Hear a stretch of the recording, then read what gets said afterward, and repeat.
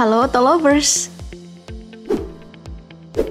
Akhirnya, setelah sekian lama berjibaku dengan kemana-mana harus gunain masker, kemana-mana harus cuci tangan dan segala macem, perlahan namun pasti semuanya udah bangkit lagi.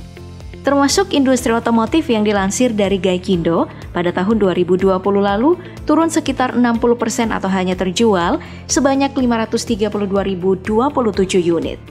Sementara tahun 2021 lalu industri otomotif cukup mendapat angin segar dengan penjualan sebanyak 887.202 unit. Angka tersebut kian bertambah pada tahun ini seiring dengan rendahnya tingkat penyebaran COVID-19. Dari bulan Januari hingga Juni aja, udah ada 475.320 unit mobil yang terjual.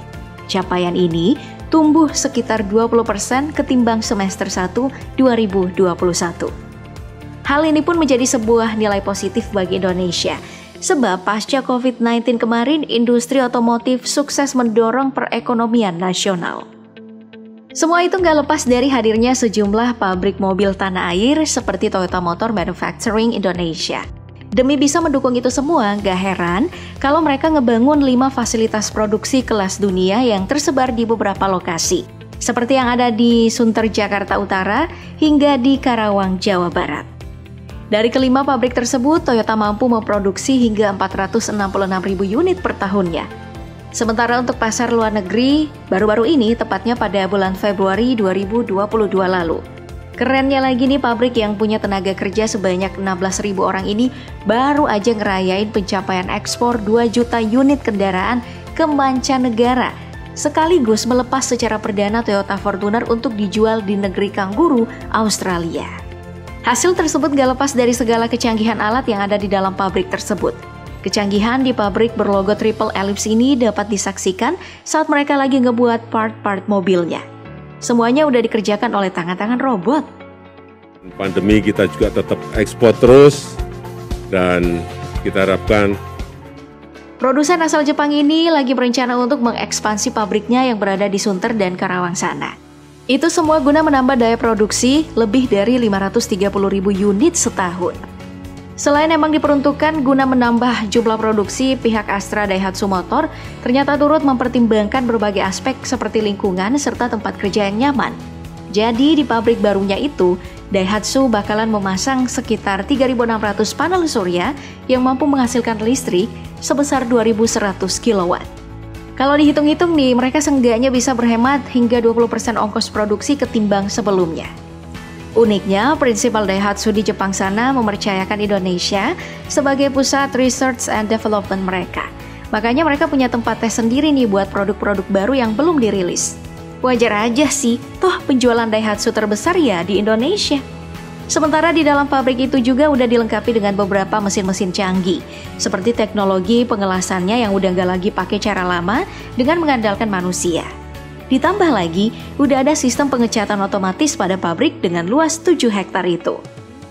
Anyway, ngomongin pabrik yang amat luas, sejatinya kita nggak bisa ngelupain milik Nissan Motor Indonesia yang luasnya sampai 16 hektar. Akan tetapi, pabrik tersebut harus tutup pada tahun 2020 lalu dan diumumin langsung oleh CEO-nya Makoto Uchida. Sayang banget sih. Soalnya pabrik tersebut sanggup memproduksi sampai 200.000 unit mobil loh dalam setahunnya. Wih, gede juga ya. Di masa jayanya, ya bisa dibilang kalau pabrik ini lumayan sibuk karena ngerakit banyak banget mobil-mobil Nissan. Seperti Livina generasi lama, Evalia, X-Trail hingga March. Tapi nggak usah takut nggak bisa ngelihat produk asal matahari terbit itu lagi ya.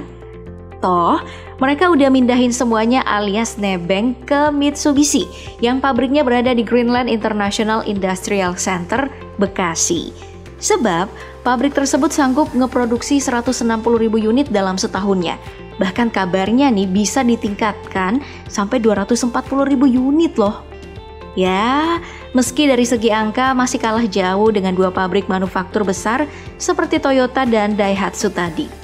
Kalau bicara soal industri manufaktur sih, nggak melulu berpatokan dengan kuantitas ya, tapi kualitas dong yang harus dijaga, bener nggak? Dulunya nih pabrik ini sempat ngerakit L300, tapi semenjak aturan Euro 4 berlaku, mobil yang dijuluki L-Sapec ini akhirnya berstatus impor utuh dari Filipina. Jadilah mereka cuma ngandelin Pajero Sport dan tentunya Expander. Makanya tadi Nissan numpang buat ngerakit Livina yang sekarang udah jadi kembarannya Expander. Dalam perjalanannya pun manufaktur yang berbasis di Tokyo ini udah nerapin beberapa teknologi baru, yang mana 40% proses yang ada di sana udah ngandelin robot. Jadi nggak menutup kemungkinan kita ke depannya nih bakalan sama dengan pabriknya di Jepang sana, yang katanya udah nerapin 90% prosesnya dilakukan oleh robot. Wow, kalau udah gitu kasihan sama 3.000 lebih karyawan dong ya, pasti bakal kena PHK.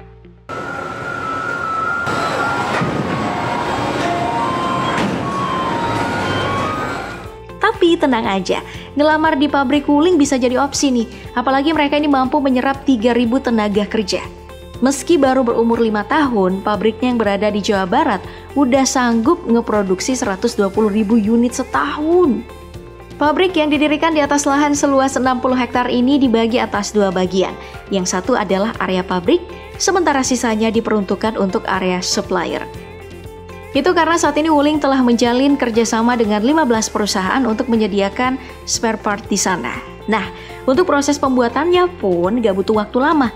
Pokoknya teknologi udah yang paling canggih deh.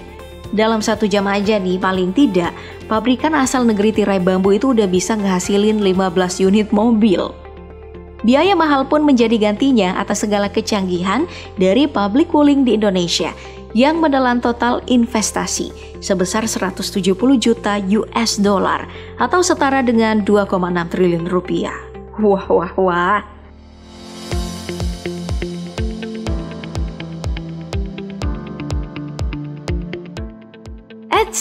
Tapi sebenarnya itu sih masih kalah jauh sama nilai investasi Hyundai. Hyundai apa Hyundai? Iya, karena dalam membuat pabrik di atas lahan seluas 77,6 hektar yaitu 21,8 triliun rupiah. Wow, manufaktur asal Korea Selatan ini emang gak main-main ya. Untuk masa awalnya aja, mereka udah nargetin 150.000 per tahun. Dan katanya akan ditingkatkan menjadi 250.000 unit per tahunnya.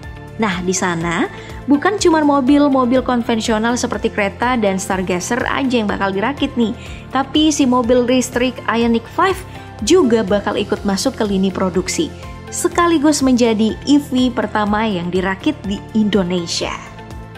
Pabrik pertama Hyundai di Asia Tenggara ini dikabarkan punya segudang kelebihan dari para kompetitor lainnya, seperti menerapkan produksi yang ramah lingkungan, punya fasilitas oksigen dalam pabriknya, serta menggunakan 409 robot demi bisa membantu proses perakitan.